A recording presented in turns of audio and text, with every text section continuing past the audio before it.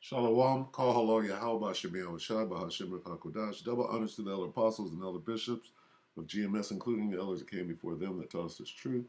Shalom and salutations to all the brothers out pushing the word of truth and in sincerity, the hopeful elect tabernacle of David. All right, so we're going to go into war and rumors of war early today instead of tomorrow. Keep forgetting, so let's get it out of the way today.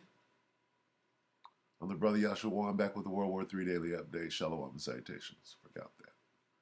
All right, so I saw this thing, and it explained a little bit about the so-called weather balloon, and it brought, just a different perspective with a little more information because, I mean, they didn't really tell us anything, did they? So I'm going to let that play and let you, just get a more learned perspective on what's going on. Because whoever's speaking, this guy, what is it? Whatever he calls himself, we'll figure it out. Matthew 24:6, and you shall hear wars and rumors of wars. See that you be not troubled, for all these things must come to pass, but the end is not yet. And we go quickly to these other versions and point out rumors of wars, threats. That was definitely a threat of war. Okay. Got rumors, we got threats, reports. He's about to give a report that you haven't heard. And news of battles far away. All right. So they said that this was a Chinese weather balloon. But what was it actually? And how deep, what were they really doing? So this guy's going to, Juan O'Savin is his name. This guy is David Nino Rodriguez, the old boxer. But he talks to this guy Juan O'Savin all the time. So he's got Juan on the phone. And Juan has some, he was probably, in the military at some level, so he knows some stuff and you can tell the way he speaks. Anyway, this is 2 hours ago. The truth about the balloon, shocking. Okay, so let's listen to some of this. And this will be your update for today, just so that you know. And what they're saying is they're already at war. Okay? And this is China. This isn't in Eastern Europe. This is right here. All right? If the balloon was going over military bases, right? And he goes into what was on board the balloon and what kind of surveillance and blah, blah, blah. So let's just listen. Here we go. Well, I have you on. Never mind. Don't worry about it. He needs to keep working. That's all right. I got you on Nino's Corner.tv talking about the Chinese balloon. I'm going to put those on Rumble later. Juan, let's touch on this today, what we can. To me, you sounded a bit concerned. I'm not going to lie. You sounded a bit concerned when I was talking to you the last 3 or 4 times. Kind of more like frustrated and a little distressed. Am I right in saying that? Well, the things I guess that you got to think about. Most people heard this as though it just suddenly happened, or we were somehow surprised. The way that this works with our surveillance systems, satellite and otherwise, we knew when this balloon was being launched. We've been watching them launch in this area for several years. And the balloons that are coming up are getting more sophisticated as they go. So knowing that there was a balloon going up was not like, a mystery. And in the way that information flows, the most important information every day in the President's Daily Brief has to do with maneuvers that need to be made it's with satellites to observe things and monitor things, because you have to kind of anticipate it. The further out you can move a satellite, if you got to measure it somewhere, if you got to take images over U.S. soil, which requires a presidential signature, then you have to anticipate those ideally a few days in advance. And anytime a dev group moves a team somewhere, SEAL Team 6, you want to have overhead satellites. Well, they got to coordinate to make sure that the timing is right, that they got good overhead, if they don't have drones or something like that that can be stationary in the area, and certain types of aircraft. So there's a lot goes into it. Well, those authorizations for certain maneuvers have to be done by the president. And so because of the way fuel consumption is like that, that's in the president's daily brief. When you have something like this, that we see them going up, you know the track that thing's going to take, because you know where the jet stream is. So it may be on the back page or no page at all during the initial launch over China. But if it's anticipated that it's loaded with certain types of equipment and something that we've seen similarly before, it's going to go somewhere in the back pages. Once it starts to leave Chinese airspace and they haven't done anything to retrieve it, that moves it right to the top of the list, because we may need to move satellite assets, surveillance assets to be there to look at it. And there could be an international incident, all sorts of things. So it's going to move from the back page to the first page or two. And once that thing's getting ready to enter U.S. airspace, if it wasn't already on the first page, it's on the first page. When the president gets up in the morning, his chief of staff is already going to have reviewed that, know what the points are that need to be discussed, and know what things need to be signed. There's going to be paperwork that has to be signed for approvals to move vehicles for monitoring over U.S. territory. So, Juanito, the fact that it made it over the mainland and stayed so long, it was allowed to do so, correct? Well, and you got to back up a bit. This is really important. Most people only heard about this when it was in Montana. When it was out at the edge of the Aleutians and headed for U.S. soil, we had a lot of notice. So the guys that do this kind of monitoring, they're up at places that use numbers for names at midnight and 1 o'clock in the morning, having their meeting, sitting around the table, half a dozen to a dozen guys, making the decision, okay, we need this vehicle here, this vehicle here, this vehicle here, this vehicle here. These are the things we have to cover. We've done various computer analysis of what's where and what its capability is. We got all these birds that we're looking at. We're going to have to deploy an aircraft. We're going to have to do something else. So, for example, as that vehicle, as that balloon was headed for U.S. soil, you would have had aircraft going out to monitor it, photograph it. You'd have had satellites photographing it. This wouldn't be an arbitrary minor thing, because every single time you don't know what it might have that could be a problem. And so, we're not lackadaisical on that. To think that any of the services are lackadaisical, knowing that you have something like this coming over U.S. soil, never happened. Not happening. So nobody was asleep at the switch inside those services. And that information is going to the Pentagon, it's going to secure facilities, and it's going to the president's desk. And if it entered U.S. soil in the Aleutians, in Alaska, it entered U.S. soil down at the mainland. And the decision to allow it to keep going, if you knew it was headed for the mainland, wasn't going to turn around and go backwards all the way. So why did they allow it to keep going, Juanito?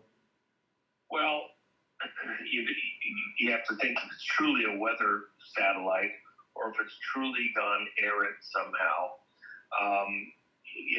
And you don't think it's actually, if it's just looking for fallout, for example, or some other anomalous thing.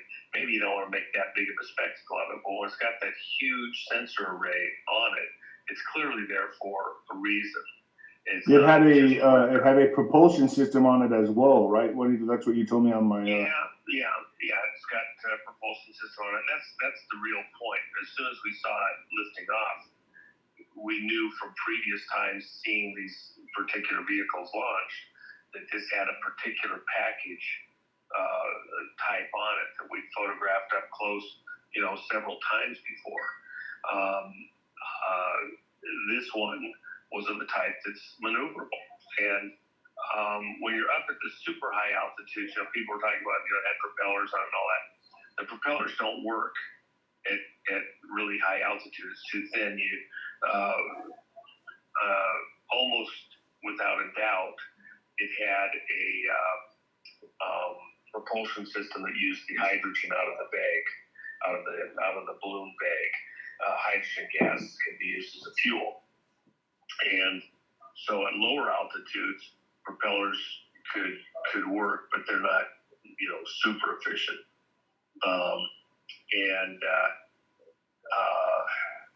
So I didn't see. You said that it was surveying, right? You said surveying and looking over. Here's a couple of the real issues. The way it came in, because Russia's been nudging our jet stream, making a point ever since Zelensky. If you look all across the Americas, the weather patterns have been screwed up, north and south. Chile, at the other end, other hemisphere, has got monstrous forest fires going on right now, just unbelievably huge. And you've got weather issues going on across Central and South America. We had this unbelievable cold across the Midwest and Northeast just a few days ago, similar to what we had back at Christmas time, because the jet stream got bumped using this radar system that can also have an effect to push the jet stream around, the moisture in the jet stream. It's like using ultrasound to push something in the RF frequencies. And so they did this to us before very intensely back in the early and mid 70s. And that was the basis for the decision to do SDI, Strategic Defense Initiative, under Reagan, and get control of the weather, amongst other things, and then create the ability to have a dome for incoming missiles. That's why they went to hypersonic missiles, left intercontinental ballistic missiles as the primary delivery system. So the long and short of it is, China, when the jet stream got bumped, a lot of times what happens is it speeds up. It's like putting your finger over a garden hose. When you divert it like that, it speeds it up because it has to race to come back into where it wants to be, the sweet spot.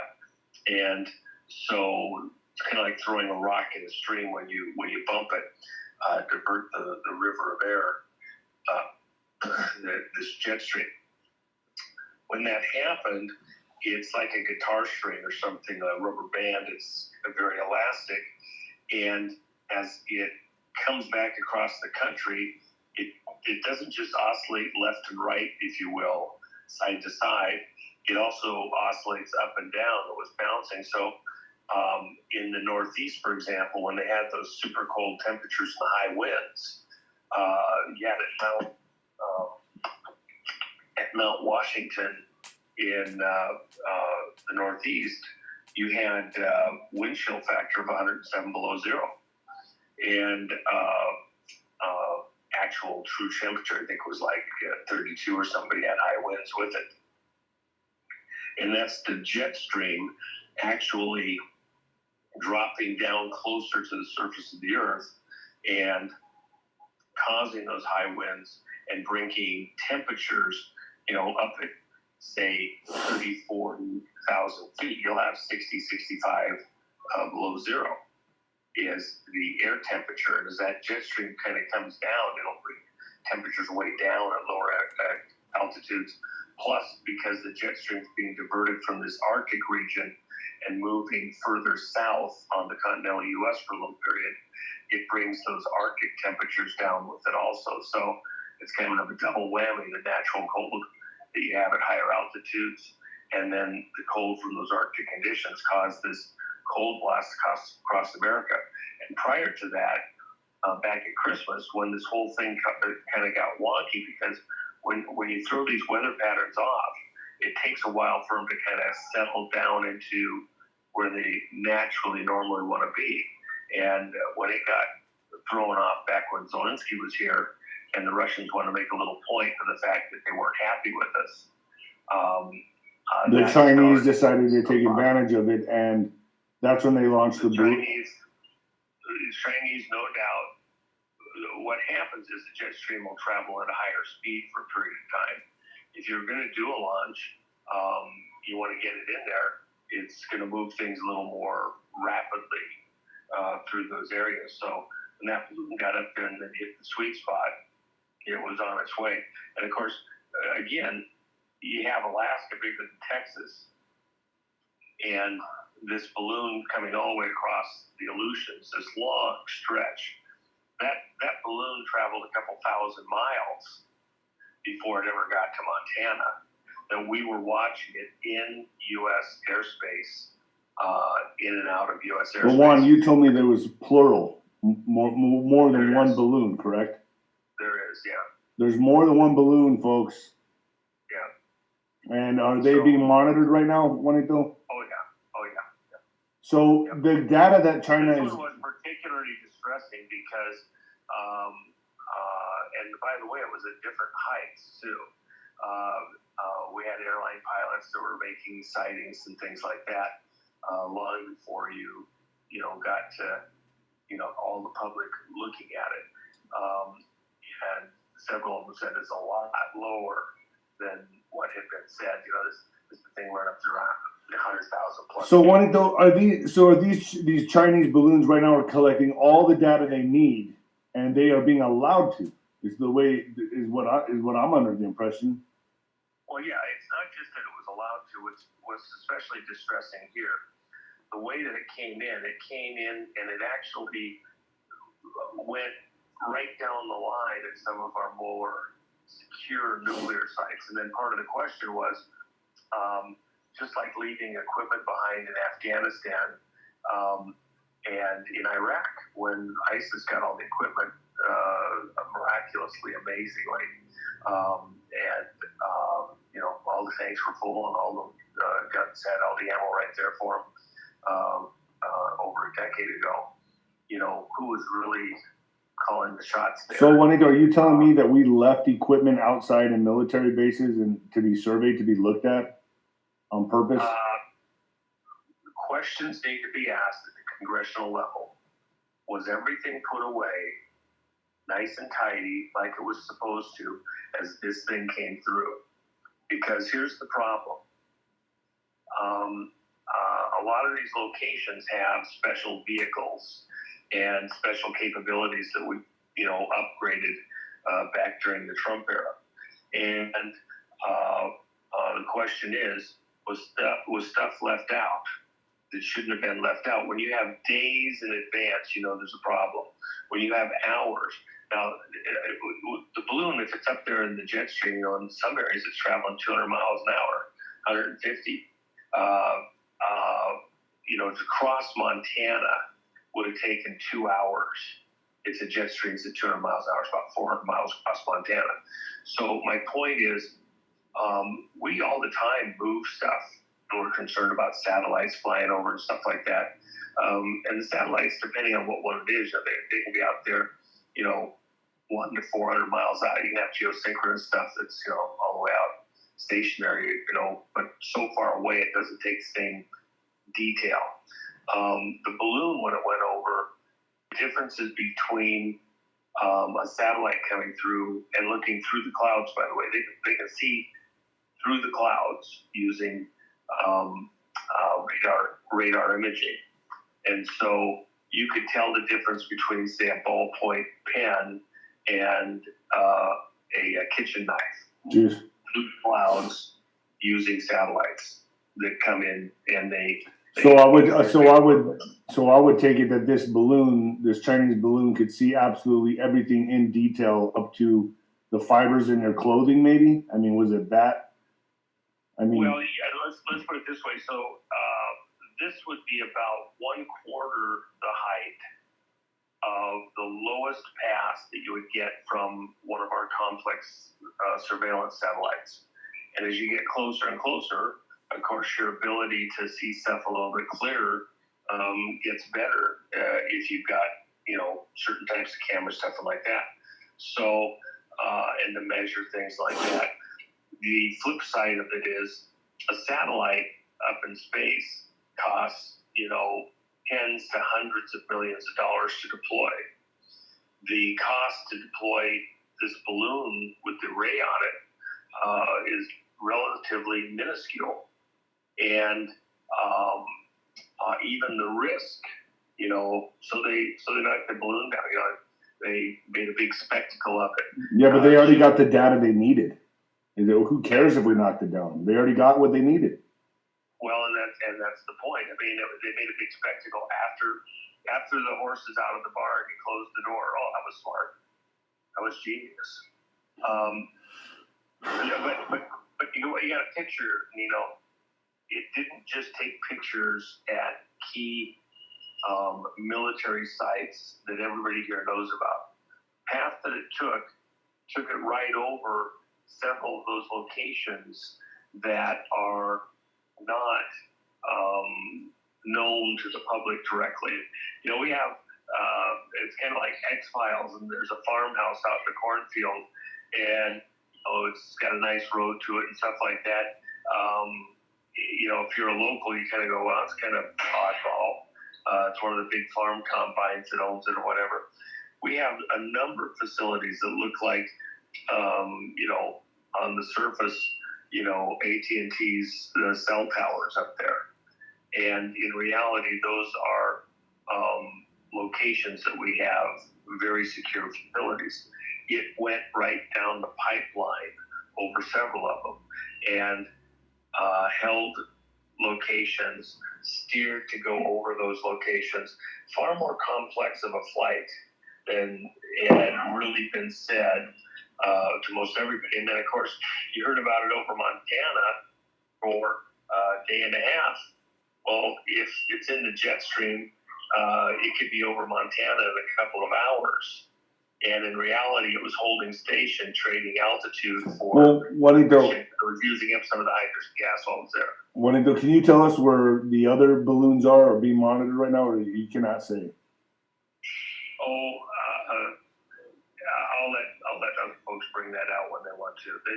We have several of them that are being monitored in various places, and some of them are probably more sophisticated in different lengths than this one was. So they're getting all the information they need. They are, yeah. One, let me ask you this. I've talked to Trevor Loudon on Nino's Corner.tv, and you've been on Nino's Corner.tv.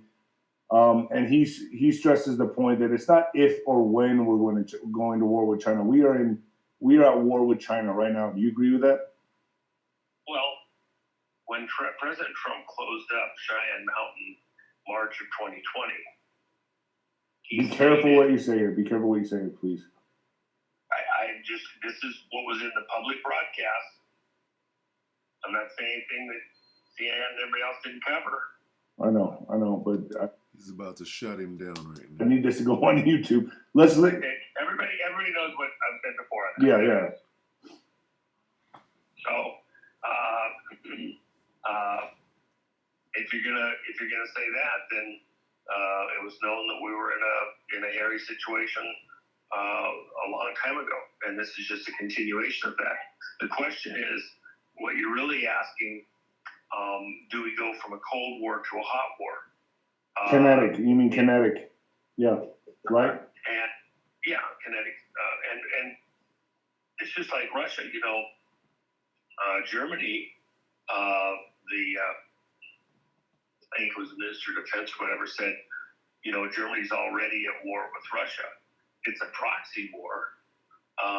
People got all whiny that he said that, you know, Germany's at war.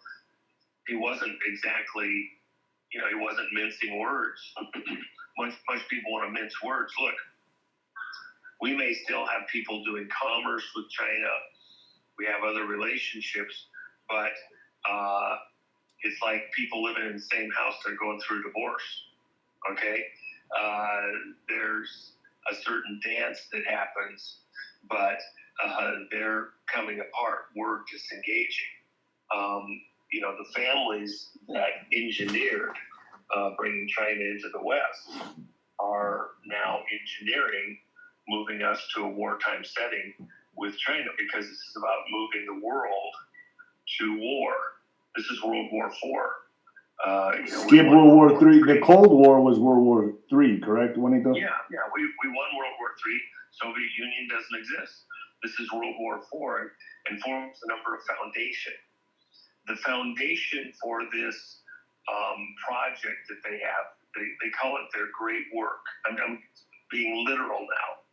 The people behind what's happening, those families that are trying to engineer the world to a world conflict again, primarily based in the Northern Hemisphere, because they intend to own the Southern Hemisphere.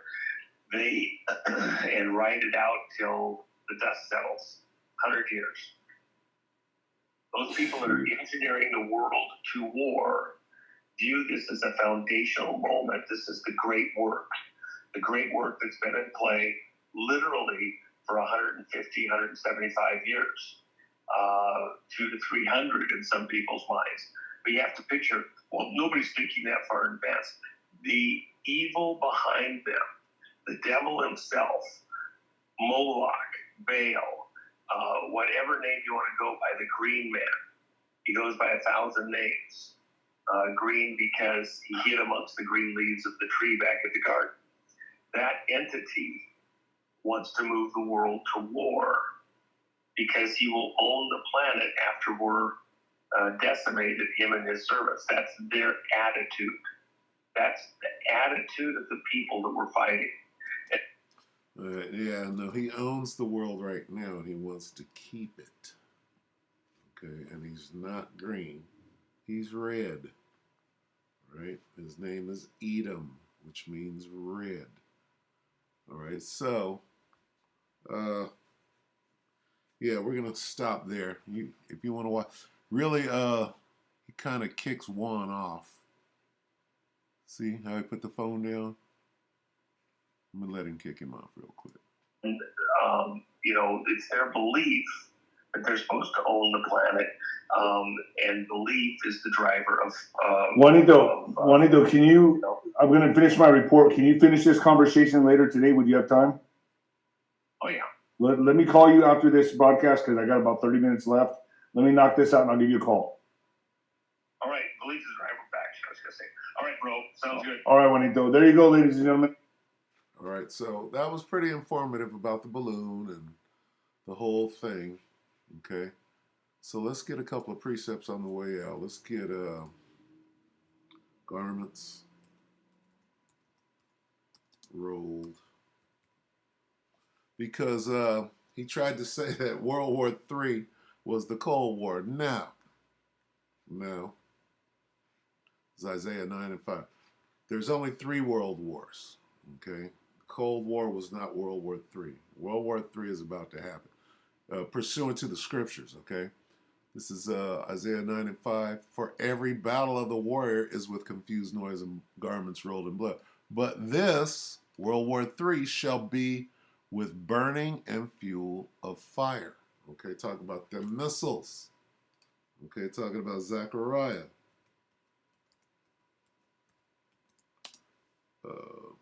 Is it 14? Zechariah 14 and 12. And this will be the plague with which the Lord, this is not KJV, and this will be the plague wherewith the Lord will smite all the people that have fought against Jerusalem Their flesh shall consume away while they stand upon their feet, and their eyes shall consume away in their holes, and their tongue shall consume away in their mouth. Talking about them nukes again. All right? World War II and World War III. At the very end of World War II, it was atomic. Couple of little bombs or whatever. Maybe more, but not with what is coming. Okay? And we'll end Revelation 11 and 14.